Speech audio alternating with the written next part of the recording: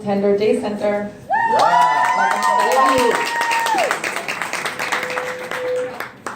Feedback.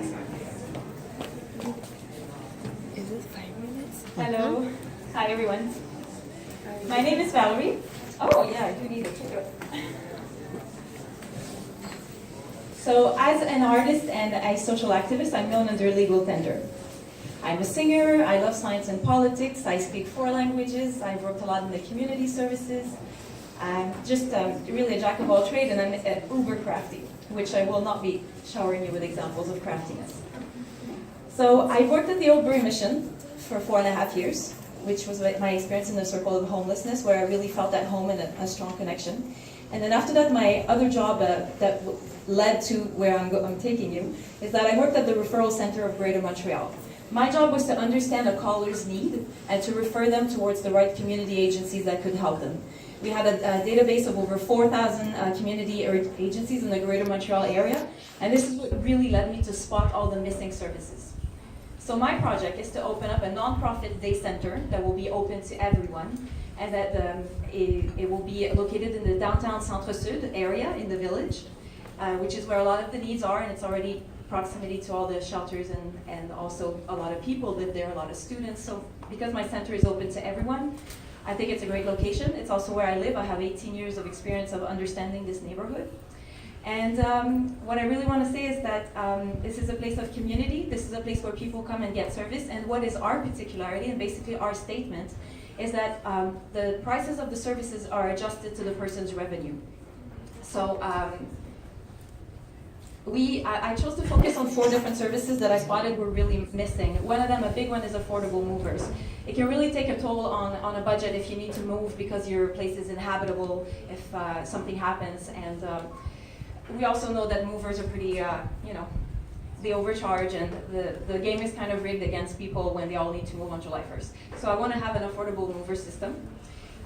Another service that I really care about, and that the SPCA agrees the need, and they are currently working with different agencies like the Centre de Jour chez Pops, is they're trying to put together a system of emergency pet sitting. For example, for people who need to go to rehab or who've been arrested, or if you need to go to a funeral in your hometown, which is far away, who takes care of your dog?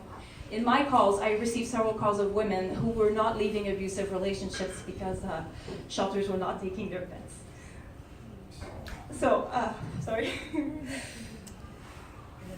Another service that I got a lot of calls for, and those calls were calling from social workers, are to have cleaning agencies able to take on heavy hoarding cases. What I want to put together is a team of people that will be made up basically of people that used to be on the street, so nothing shocks them, led by a really qualified counselor. And this team would also we would work in team with a meditation retreat so that we can remove the person from their toxic environment, send them to a retreat where they have a world of 0 objects to manage, and then slowly reintegrate them into their environment, and then negotiate with them where we're going, and also make it a very eco-friendly concern to make sure that what can be donated is, what can be recycled is, so that we're not just throwing everything away.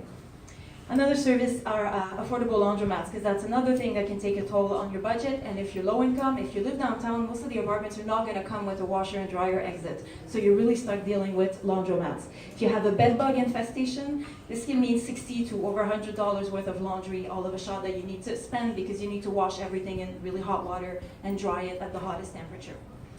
The laundromat will be one of the things that you see most when you walk into the day center, because it's right there in the window, so it makes people come in. It's also a place of community and a place to hang out. And when I was doing my surveys, people were saying that they like the board where they can see the ads of their neighborhood, and they like to have tables to do their homeworks and hang out and have Wi-Fi. So a laundromat is also a place of hangout because you have about 1.5 hours to kill when you're there. And it's a great place for people to be getting services while their laundry is being done in the day center. So the system for the price bracket, this is the example of how the laundromat will work. So 3 price brackets: $0 if you're homeless or in a very precarious situation. Another for a wash and a dry, and hopefully we want to include soap because we want to use eco-friendly soaps that come from local places. Cost price for people who have low income, and people who would be paying full price. And really this is my bet, is that in a system of pay it forward, Monsieur, Madame, tout le monde will want to come and use our services because we're really cool. We offer really high quality services. We're super eco-friendly, And on all these services I've been listing you, those are people on social reinsertion programs that are working on dignified jobs. So, pay it forward. This is really big for me, and I think people are really getting on board with this, and it's meaningful, and you can see it in your community. Now, we're also going to be having monthly or weekly clinics. I know in my circle a lot of these specialists who would be really glad to come and give a monthly clinic, or weekly in the case of yoga.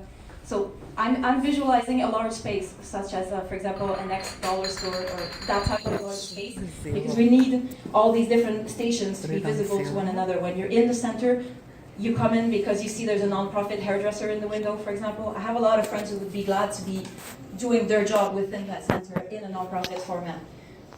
Now, mixity might appear to be a challenge. The fact that I would have anywhere from a homeless person to someone who just works at the hospital nearby to where our center is located and drops off their laundry for a same-day service. I think mixity may appear as a challenge, but I think it will really be an asset for us and optimally what we're admired for.